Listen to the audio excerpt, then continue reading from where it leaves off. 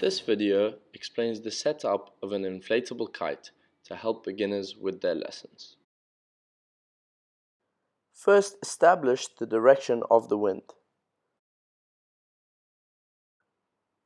Now unfold the kite with the leading edge upwind. You can also unroll it to make your life easier, but it is not necessary. Now we connect the pump to the kite. In the middle of the leading edge, you will find some kind of loop to attach the pump to the kite. This will stop the kite from blowing away during inflation. In the center of the leading edge, you should also find the inflate and deflate valves. In this case, we have a single valve for both. If you have a separate deflate valve, make sure this is closed. Now we must clear any sand or dirt inside the pump. If you don't make a habit of this, sand can accumulate inside your kite over time. It's time to attach the hose to the inflation valve. It is important to use a light grip as many valves are easy to break. You can now inflate your kite. The kite should unroll smoothly if not already unrolled. Be sure to watch carefully for any twists or tangles such as the one shown. These must be removed before you continue inflation. You could use a pressure gauge, as on some pumps, to check the kite is inflated to the recommended pressure, or you can feel when there is enough air by gripping the leading edge. You could also do this by attempting to bend it near the wingtip or by flicking the kite. It should make a sound like this. Lower pitch means underinflated, higher pitch means overinflated. Once inflated, remove the hose and close the valve. Then hold the kite with one hand and detach the pump leash. The kite should float easily in your hand. Because it is held at a single point, it should line up with the wind and not pull much. To store the kite on the ground, move towards a wingtip and flip the kite over. The middle strut should be lined up with the wind. As the wind travels over the kite, it helps to press the kite into the ground, keeping it in position. In stronger wind, you may need a weight without sharp edges, such as a sandbag, to help secure the kite. Now the kite is inflated, we unroll the lines. Start on the downwind side of the kite and make sure all 4 lines unroll together. Head downwind as you unroll the lines.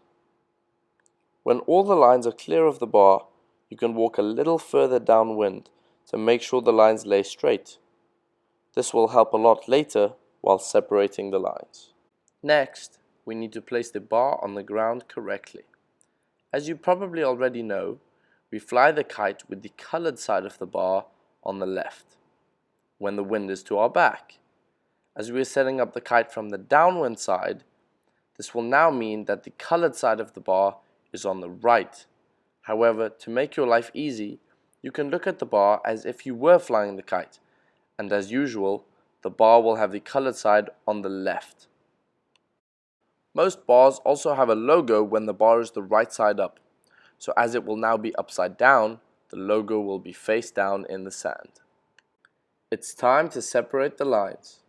Stand with your feet separating the steering lines from the center lines. Pick up the steering lines, one in each hand, and now take one center line in each hand as well. As you walk upwind, it should separate all of the lines. Upon reaching the end, spread each of the lines out in order with plenty of space between them. Now we have our 4 lines and 4 connection points ready, it's time to connect. On your kite there should be 4 connection points, 2 on the wingtips for the steering lines and 2 on the inside for the center lines. You should check that any bridle systems are not tangled.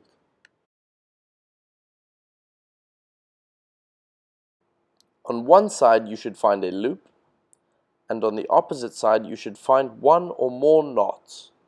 The function of the different knots will be explained in another video.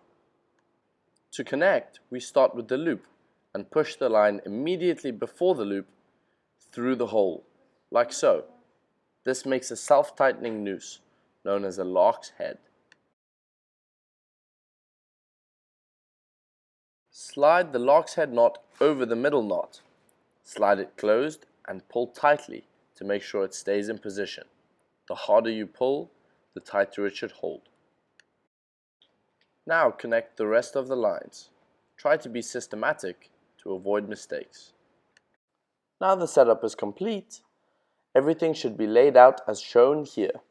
If your center lines are crossed, it is usually not an issue, as most kites have a swivel for the center lines on the bar.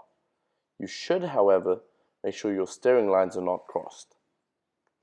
Go back to the bar and lift up each steering line. You should not see any other lines or objects hanging from them. You may not always have enough room to put your lines directly downwind.